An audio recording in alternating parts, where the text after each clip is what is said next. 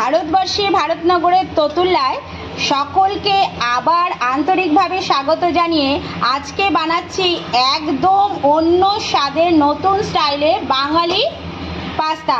চিন্তা করলাম আর অনেক খেয়েছি চাইনিজ পাস্তা, অনেক খেয়েছি ইন্ডিয়ান পাস্তা, আর খাবো না, খাবো একটু অন্য স্টাইলে। তাই তৈরি করলাম বাঙালি স্টাইলের কিছু নিজের মতন করে কিছু নেওয়া। তো চলুন কি করে বানালাম এই বাঙালি স্টাইলের পাস্তা, আর কত সুন্দর কত অন্য স্বাদের টেস্টি। তো আজকের রেসিপি সেটাই রইল, শুরু করা যাক রেসিপি। এটা যখন এইভাবে টকবগিয়ে ফুটবে তখন প্রথমে এর মধ্যে দিয়ে দিচ্ছি একটুখানি সাদা তেল, আর দিয়ে দেব 1 চামচ মতন নুন। এইটাকে দিয়ে এবার আমি পাস্তাগুলো দিয়ে দেব। আমার হাতের কাছে এই পাস্তাটা রয়েছে তাই জন্য আমি এই পাস্তাটা দিলাম। বাজারে অনেক ধরনের পাস্তা পাওয়া যায়, তো যেটা সামনে থাকবে সেটা দিয়েই করলে হবে। আমার কাছে এটা ছিল তাই আমি এটাই করলাম।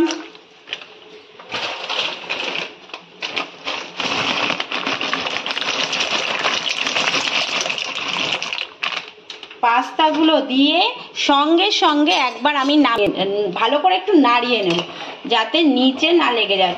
যদি একটু ছেড়ে দিই না তাহলে একটু নিচে লেগে যাবে, সুতরাং ঝট করে একটু নাড়িয়ে দিই, ব্যাস সুন্দর হয়ে গেল। এবারে এই পাস্তাটাকে ভালো করে হাই ফ্লেমে আমি ফুটিয়ে নেব। আমার প্যাকেটের যে পাস্তা সেই অনুযায়ী 10 মিনিট মতন সুন্দর করে আমি এটাকে ভালো করে ফুটিয়ে সেদ্ধ করে নেব। পাস্তা সেদ্ধ হয়ে গেছে আর ফুলে কতটা হয়েছে। এবারে নামিয়ে দেব, ঝরিয়ে নেব, একটা অন্য জালিদার কোনো পাত্রে ঝরিয়ে নিচ্ছি। এবারে এই পাস্তাগুলোর ওপর একটুখানি সাদা তেল দিয়ে দিলাম যাতে পাস্তাগুলো একটার সঙ্গে আরেকটা লেগে না যায়, দিয়ে একটুখানি জাস্ট নাড়িয়ে দিলাম। এবার এটাকে ঠান্ডা হতে দেব।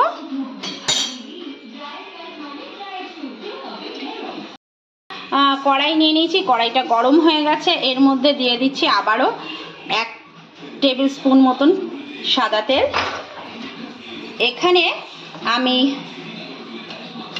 2টো ডিম একটু নুন দিয়ে ফাটিয়ে রেখেছি, এইটাকে দিয়ে এবার এখানে একটা সুন্দর করে ডিমের ঝুড়ি করে নেব। তো এইটা আমরা যেভাবে বানাই, তো মানে চাউমিন অনেকটা সেইভাবেই, কিন্তু একটু অন্য, চাউমিনের ঠিক টেস্টটা না।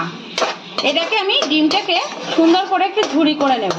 আর তেলটা একটু বেশি দিলে এই ঝুড়িগুলো খুব জুসি আর খুব সুন্দর হয়। তো ঝুড়ি করে উঠিয়ে দিচ্ছি, ডিমের ঝুড়িগুলো তুলে ফেলছি।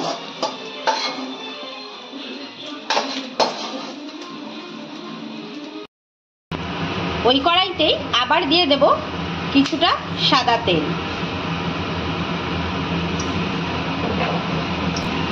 তেলটা গরম হয়ে গেলেই তাতে দিয়ে দেব, গ্যাসের ফ্লেমটা একদম একটু লো করে দিলাম, দিয়ে দেব রসুন, 1 চামচ মতো রসুন কুচি।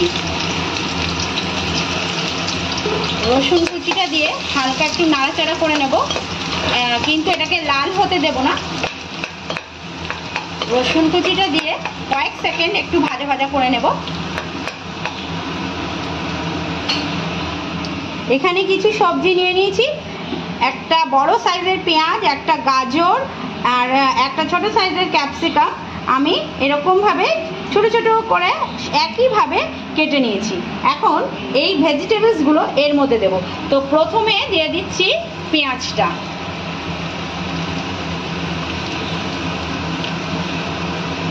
পেঁয়াজটা দিয়ে এই 1 মিনিট মতন একটুখানি ভেজে নেব, তারপরে অন্য ভেজিটেবলগুলো সব দিয়ে দেব।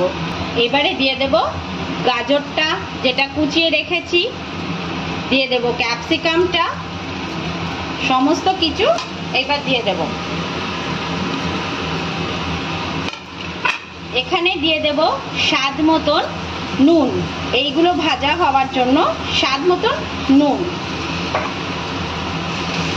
বাড়িতেই কিন্তু সমস্ত জিনিসই উপকরণগুলো হাতের কাছেই থাকবে, যেইগুলো দিয়ে বানাবো।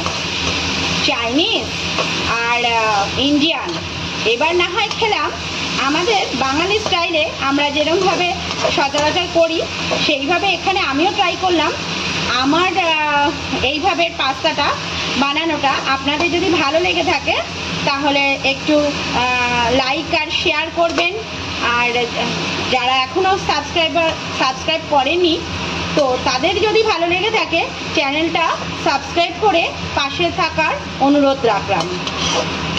এইভাবে একবার কিন্তু অবশ্যই বানিয়ে খেয়ে দেখবেন বেঙ্গলি স্টাইল পাস্তা।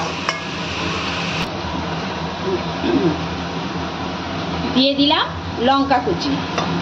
এবারে এটাকে একটুখানি নাড়িয়ে এটাকে ঢেকে রান্না হতে দেব মিনিট 3 মতন, আর গ্যাসের ফ্লেমটা মিডিয়াম টু হাইয়ে রেখে এটাকে 3 মিনিটের মতন রান্না করব।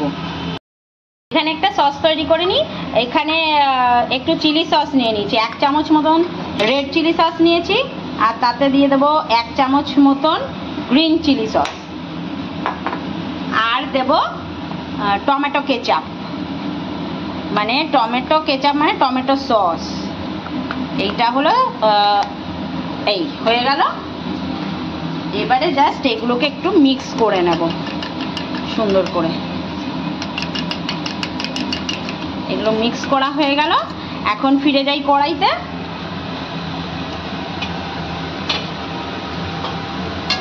বাহ, কড়াইতে এটাও হয়ে গেছে। এবার আমি প্রথমে কি করব, এই সসটা দিয়ে দিচ্ছি এর মধ্যে। গ্যাসের ফ্লেমটা এখন একটু লো টু মিডিয়াম করলাম, দিয়ে এটাকে নাড়িয়ে নিই। জাস্ট একটু নাড়িয়ে নিয়ে দিয়ে দেবো আমার এই যে পাস্তাটা। এবার এখানে পাস্তাটা দিয়ে দেবো।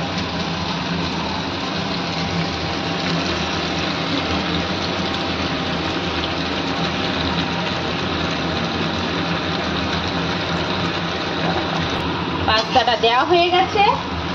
দিয়ে দেব ভেজে রাখা ডিমের ঝুড়িটা।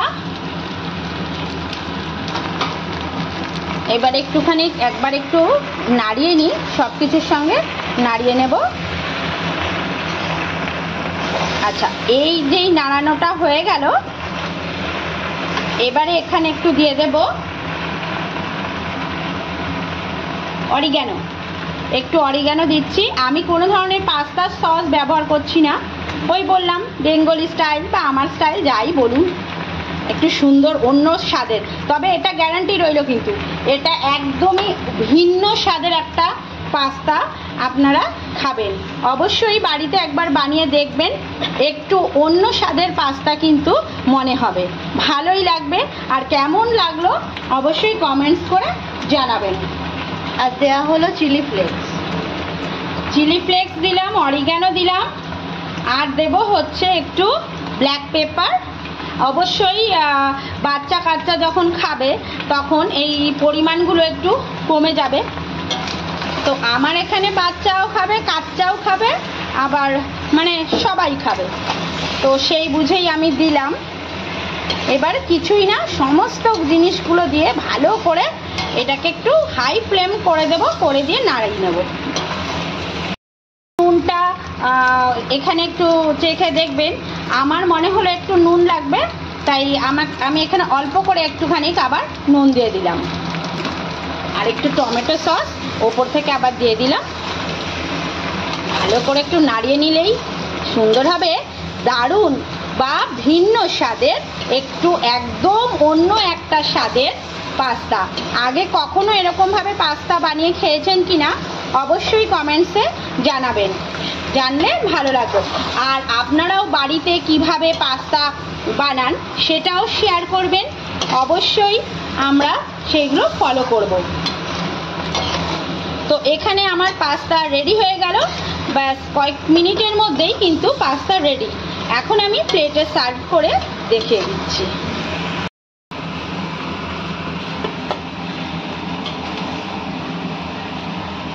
প্লেটে সার্ভ করে ফেলছি।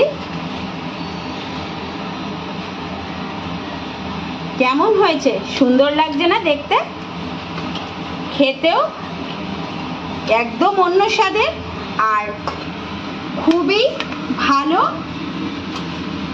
এটা গ্যারান্টি রইল যে আপনাদের ভীষণ ভালো লাগবে।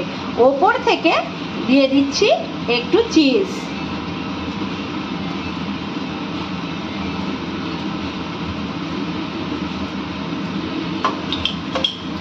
তাহলে আজকে এই পাস্তাটা তৈরি হয়ে গেল। আপনাদের সকলে মনে সুস্থতা কামনা করছি এবং ভগবানের কাছে প্রার্থনা করছি সবাই যেন ভালো থাকেন এবং খুব সুন্দরভাবে জীবন কাটান। ফিরবো আর একটা কোনো সুন্দর রেসিপির সঙ্গে। তো আজকের মতন আসি, আবার আসবো আবার কোনো নতুন কিছুর সঙ্গে।